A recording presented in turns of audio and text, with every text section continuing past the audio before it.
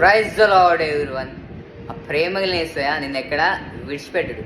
ఎందుకంటే తన కుమారుడు ఇద్దరు కుమారులు ఉంటే కుమారుడు లోకాన్ని ఆశించి వెళ్ళిపోయి తన ఆస్తిని నష్టం చేసుకున్నాడు, లోకంలో తిరిగాడు, పాపంలో తిరిగాడు, తనకున్నవన్నీ కోల్పోయాడు. కానీ ఆ ప్రేమ కలిగిన యేసయ్య ఏమి ఇచ్చారు? చివరికి తన దగ్గరికి చేర్చుకొని చేర్చుకొని కమాండింగ్ ఇచ్చాడు.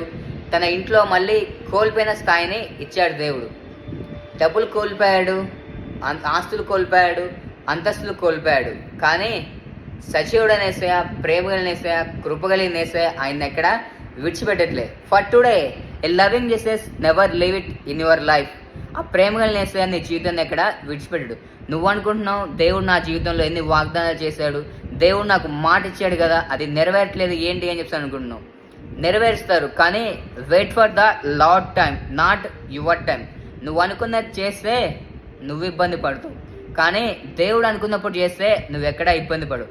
ఎందుకు అంటే సజీవుడైన యేసయ్య, ప్రేమ కలిగిన యేసయ్య, కృప కలిగిన యేసయ్య అబ్రహాం గారి జీవితంలో 40 years అప్పుడు గర్భఫలం ఇవ్వచ్చు, కానీ ఇవ్వలేదు. 50 years అప్పుడు గర్భఫలం ఇవ్వలేదు. 35 years అప్పుడు గర్భఫలం ఇవ్వచ్చు, కానీ ఇవ్వలేదు. కానీ 100 years అప్పుడు, 89, 90 years అప్పుడు దేవుడు గర్భఫలం ఇచ్చాడు కదా. ఎందుకు ఇచ్చాడు అంటే ఆయన ఏంటో తెలియడానికి దేవుడు గర్భఫలం ఇచ్చాడు. అలాగే ఆయన నిర్ణయించిన కాలానికి గర్భఫలం ఇచ్చాడు.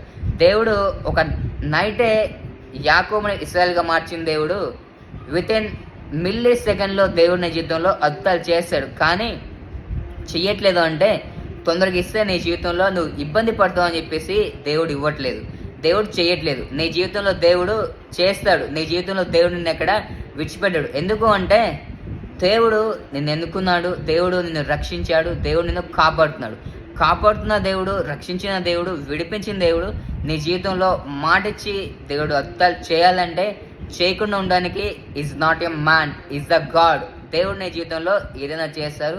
కాకపోతే the wait for the Lord miracle, the wait for the Lord prophecy doing in your life for the Lord time, not in your time.